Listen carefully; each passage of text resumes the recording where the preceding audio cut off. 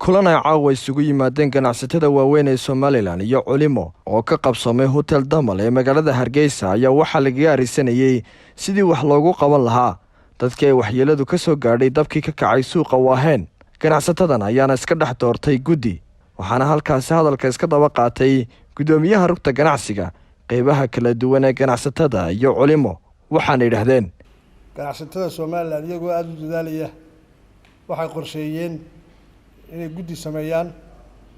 guddidaas oo gudoomiye u yahay Farxaan Liibaan Axmed, gudoomiye ku-xigeenna u yahay Ismaaciil Cabdi Xasan Star, xogayana u yahay Cabdirashiid Baaxeer.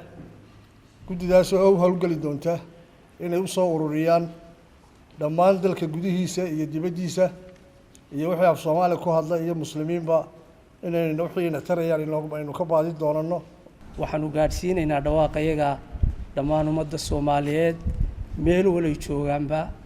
waxaana aanu rajaynaynaa inaanu si dhaqso ah guddiyo ugu diri doono, hadday tahay Kenya, hadday tahay maaragtay Soomaaliya Muqdisho, hadday tahay Puntland Boosaaso, hadday tahay kilinka maaragtay Soomaaliyeed iyo Djibouti walaalaheenba dhammaan waa loo tegayaa. waanaanu filaynaa sidii annaguba aanu ku faanaynin uga qayb qaadan jirnay dhibaatooyinka Soomaali ku dhaca inaanna nalala qaybsado. dhammaan ganacsatada halkan isugu wada timi ee aad ku aragtaan waxay u tacsiyeynayaan ganacsatadii dhibaatada ku soo gaadhay suuqa Waaheen, waxaanay qayb ka qaadanayaan sidii ay u caawin lahaayeen. waxay kaloo ugu dhawaaqayaan dhammaan dadka afka Soomaaliga ku hadla gudaha iyo dibadda meel ay joogaan, ama ganacsato ha noqdo, ama qof qurba jooga ha noqdo, ama qof qolol jooga ha noqdo oo waddanka ku nool, in dadka ganacsatada ah ay caawiyaan. dadkaas suuqu ka burburay ama ka gubtay, dad badan baa dhaqaalahooda ku tiirsanaa, dalka ku tiirsanaa, gobollada regionka oo dhan baa ku tiirsanaa. maanta dadkii dhaqaalahooda iyo rus ka heli jiray ma shaqaynayaan, ama xoogsigooda ku adeegsanayay ma shaqaynayaan. waxaynu u baahanayn inaynu caawino, ilaahayna uga barino inay u fududeeyo inay ganacsigoodii iyo shaqadoodii ay dib ugu soo noqdaan. shirkad ahaan Dahabshiil aad baan uga faraxsanahay inaanu ganacsatada halkan joogta iyo kuwa kale waddanka gudihiisa jooga iyo kuwa wadamada qurbaha joogaba inaanu arrintaa ugu baaqno. maalinba qof bay joogtaa, caawimaduna ajar iyo dhinac walba ku jirtaa, dhaqaalaha waddankana way ka qayb qaadanaysaa. waxaa Soomaalida oran jireen bowda ilmaadeer maalinba mid baa qaawan.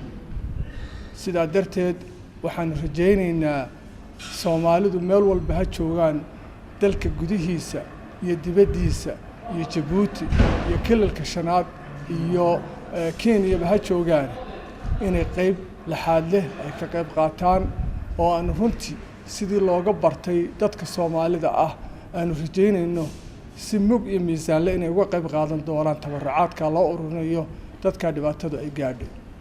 marka jeebka wax weeyaan dib loo dhigin maanta hal isku tago. waxaan aaminsanahay moolalka qurux badan oo dhulka qayb ka mid badan dawladda lahayd, dhulna shacbiga lahaa, moolal iyo baarkino iyo dhul dawdamis iyo wax qurux badan ma ka sameyn karnaa meesha. ganacsiguna kaga qurux badnaan doono biidnillaahi alkariim.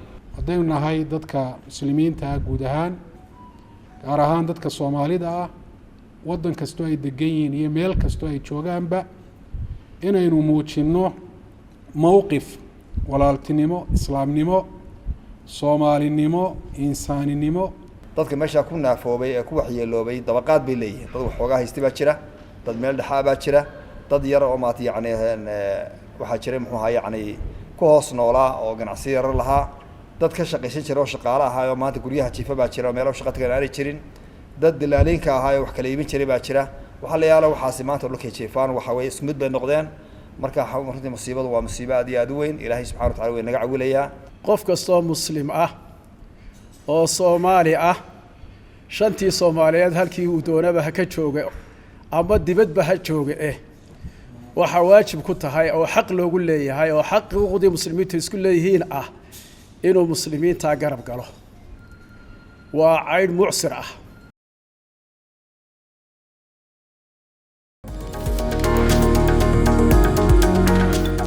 Make someone smile today.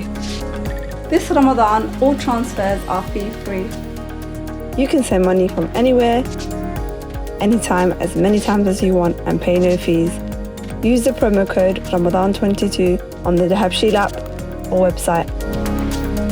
And join our movement. #Project Smile.